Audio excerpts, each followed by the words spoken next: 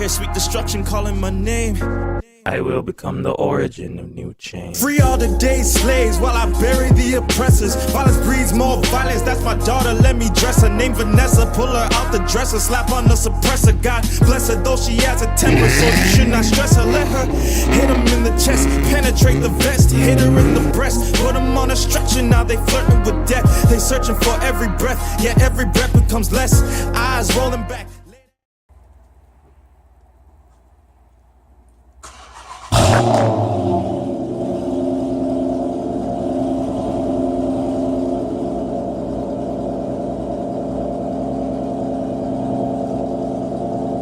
What's up, everybody? Yeah, damn, 300 back, another video, man. Let me show this issue real quick, man, so don't disturb me. Hope everybody's having a good Christmas, man. Hope everybody's doing good.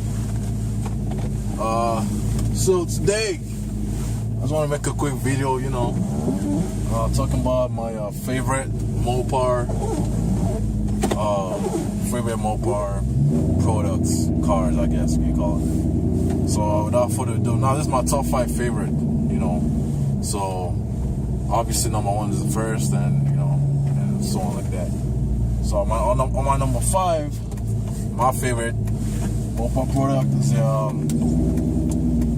it's the Gen. Let me see. I made a list, man, so I don't forget. It's a Gen 3 Jeep SRT8. Now, these ones are made from 2006 to 2010. It's the older ones. It's kind of rare. You don't really see much of them these days, but yeah, that's my 5th favorite MOPAR product. The reason why I like them, I don't know, man. It's just so unique, man. It's you see, with the newer Jeeps these days, I feel like they all look the same, man. The new SRT, even the Trackhawk and the regular ones, they all look the same in my opinion. Like you can't really tell that. I mean, the new ones is faster, obviously. You know, it has a bigger 6.4 engine. It has more horsepower and stuff like that. But you know, we made the older ones just look good. They look a lot more better. They look more like special, in my opinion. You know, and you know, we also had the 6.1 Hemi, the same in the SRT8 products, you know, 420 horsepower, 420 pound-feet of torque, you know. Not anything crazy, but, you know, it was a pretty good truck. You know, it had all-wheel drive, so, you know, it was quick off the launch and stuff like that. Yeah, it looked all nice, you know. The front had like a different form fascia. Like, if you see that Jeep, you can tell that, oh, this is not no regular Jeep, man. This is something special, you know. It had a different front fascia, and then the rear was kind of different also. It had two big like center tailpipes, exhaust pipes, exhaust tips, you know, and you know, it looked good, you know, it sounded good, obviously, you know, being a Hemi. And yeah, it's a really nice car, you know. It's not, no, I mean, I know it's part of my list, but it's not like a car that I would like buy, you know. It's just, you know, I just want to make a top 5, and that's just my favorite, you know. But yeah, it was a nice quick truck, man. Nice little, you know, point A to point B, you know what I'm saying? With that being said, my number 4 favorite is oh man, some of you probably see this coming, man. It's the Chrysler 300 SRT8. Man. This is the Gen 1, which is the one I have right now, but the SRT8 version, which had the 6.1 Hemi, 420, just same as the Jeep SRT, you know, 420 horsepower, 420 pound-feet of torque. I said it's basically the same car as mine, but with a bigger engine. It also had like a little minor like design elements. You know, it had a different front bumper. It had like a little lip on the front bumper.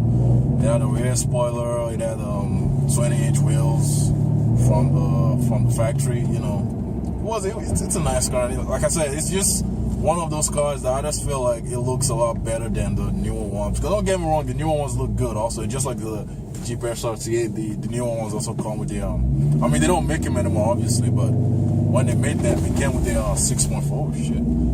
It came with a 6.4 liter Hemi, 470 horsepower, 470 pound-feet of torque, you know. It's faster, you know, but, you know, sometimes, you know, it's not all about, because the older one wasn't slow by any means, you know. It had 420 horsepower, 420 pound-feet of torque. The car weighed around, I want to say like 4,200 or 4,300 pounds.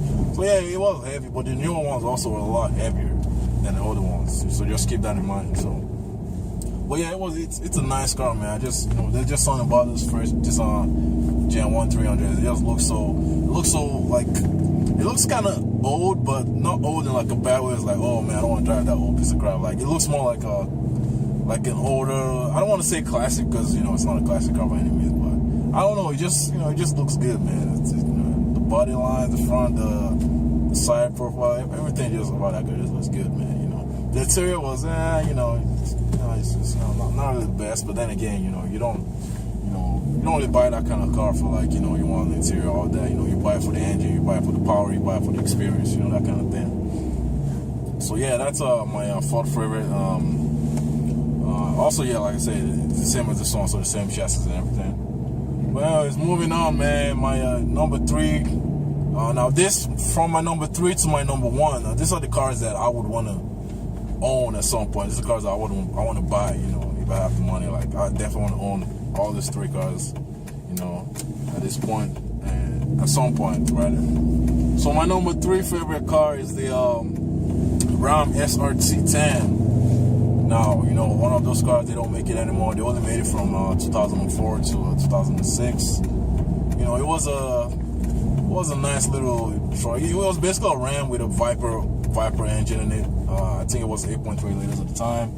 The car had 500 horsepower and 525 pounds for the torque. You know, I mean, it was a truck, so it was pretty heavy, weighed over 5,000 pounds, but it was still pretty quick. It was actually the fastest truck at the time. You know, which was kind of, you know, crazy, you know, but for a truck. But it was a nice car, man. It looked very different. It had different form factor. You know, I think it came with 22s and had 3.5s all around. It was just a big, bad, mean-looking truck, man. Like, and sadly, they didn't actually sell a lot of those trucks when it was out. That's probably one of the reasons why they stopped making them, because they weren't selling a lot. But now you can get used ones for like real cheap prices. As if you can find them for like 15 grand, you know, and stuff. So it's definitely one of those cars that I definitely want to own at some point. And it also came with a manual, and it came with a 4-speed automatic. I heard the automatic is kind of trash, which I'm not surprised about, but yeah, it's a badass truck, man. Definitely, you know, my third favorite. I definitely want to own that at some point. Anyways, moving on, man. My second favorite car, favorite MOPAR car, what I keep saying car, man, is, drumroll. It's a Gen 1 Dodge Viper. Yes, man. I want the very, very first Dodge Viper, man. The Gen 1, 1991 to 1995. Man, that car was a beast, man. You know, it had you know, being a Viper, it had a V10 engine. I think it was just 8 liters at the time, and it only made 400 horsepower. I'm not really sure about the torque. I don't know, 465, something like that. So, man, it was a nice car, man. It was one of those cars that's kind of known to, like, you know, could get you killed, man. Because, you know, back then, these days now cars are coming with like traction control and all that, stability and stuff, which is good, you know, to help you and stuff. But at the time this car came out, there was no airbags, there was no traction control, there was no stability control. That was nothing, man. It was pretty much big ass V10 engine and 4 wheels, man. Like, you were on your own on that car, man. That car was I've never driven in one, but I'm just going based on like what I've heard and like reviews and stuff like that. You know, it was, and I can definitely imagine that, having a big ass engine like that with 400 horsepower and no stability control and everything. And the car didn't weigh that much. It only weighed about 3,300 pounds. So it was really light, you know, and it had, you know, the power to weight ratio was pretty good. You know, it was a pretty quick car, man. You know, it's one of those cars where you gotta respect it, man, or else, you know, you could die from it, man. Like, that's how crazy it was, man. But it was a really nice car, man. Like I said, no airbags, nothing. It was and the car was manual only. I mean, all Vipers are manual only. That's one of the special things about Vipers. They don't come in automatics or anything like that. Like, it was a real driver's car, man. Like, you know, like you gotta control everything. It was, you know, it's a nice car. I definitely want to own something like that. So I definitely want to own a Viper, man. The first gen Viper, man. The newer ones, don't get me wrong, are actually good. Like the more recent one, the one they stopped making in 2017. That one looks sick, man. I'm not gonna like sick, but I think the first gen just looks a lot better, man. It looks a lot older, more classic. It looks like you don't really see cars like that around, and it's just, man, every time I see those cars, I'm like, man, I want one of this car, man. You know, and the newer one obviously has a lot more power, like 640 horsepower, something like that, which is crazy, you know. But now they come with all this traction control, this stability control. It's not really, you know, man and road anymore. You know, you got the system, which is good, you know, and also to, you know, follow regulations and stuff like that. But that first gen Viper, man, yeah, I definitely want to cop one of those cars at some point, man. But yeah, man, yeah, real nice car. It was pretty quick, you know, at the time, even till now, to today's standard, it's still very, very, very quick car. You know, it had big tires at the back, 345, something like that. Handling was good, everything was good, man. I definitely want that Viper, man. Well, yeah, moving on, man. My favorite car of all time. This, yeah, I mean, anybody who knows me knows this is my dream car. This is what I want for sure, which I definitely want to get at some point. It's a Challenger Hellcat, man. I mean, what? It's a Hellcat. What, man? 707 horsepower. Say no more, man. Well, yeah, man, my favorite MOPAR product, my dream car, you know what I'm saying, it's a Challenger Hellcat, man, you know, coupe, you know, it came out in 2015, that was the first model year. I mean, I wouldn't get the 2015 just because, you know, you don't really want to buy the first model year of any car. Even though the car has been pretty reliable, there's nothing wrong with it. I'd rather have like a 2016 and all. You know, preferably a wide body, man, because, you know, the wide body, fender flares, 305s all around, better grip, you know. It looks a lot meaner. I mean, it's a wide body Hellcat, man. What you want me to say? But anyways, yeah, man. When the car first came out, you know, it had, you know, 707 horsepower, 645 pound-feet of torque, something like that. So yeah, man, it was. Oh man, I remember when it first came out. When I heard about, like, damn, like 707 horsepower in a Challenger. That's crazy, man. Because I remember back then the SRT, the SRT8s were the most. They were kind of like the Hellcats of the day. Even the SRT8, like I talked about the 300, they were kind of like the Hellcat because they have 400 horsepower. The previous most powerful Challenger before the Hellcat was the SRT, which had 470 horsepower. Was it? Yeah, 470 horsepower. And that was crazy, you know, when it came out, like, damn, 470 horsepower, that was crazy. And then it came out with the Hellcat, like, oh shit, 707 horsepower. Man, Dodge kind of, those guys are crazy, man.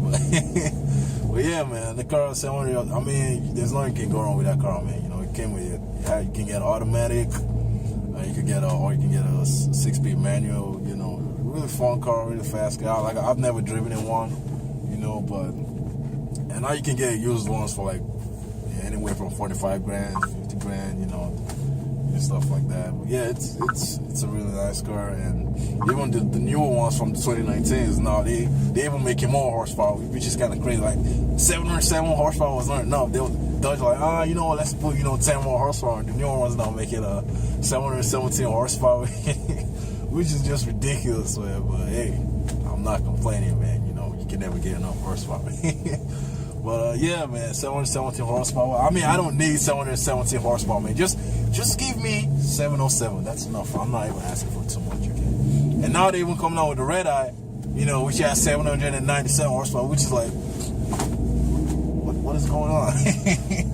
Like, they just keep, you know, and one of the problems, the downside about the Challenger Hellcat is most people talk about, like, the handling and weight.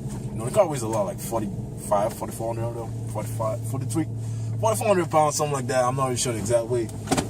You know, a lot of people talk about, like, oh, the car weighs a lot, and you would think that maybe Dodge try, you know, like, cut the weight down or something, but, you know, it's like, their problem of solving weight is just adding more power. So if someone said, oh, the car is too heavy, Dodge be like, you know what, I didn't know the 200 horsepower, which is kind of crazy. But yeah, man, I definitely want the Hellcat, preferably a wide body.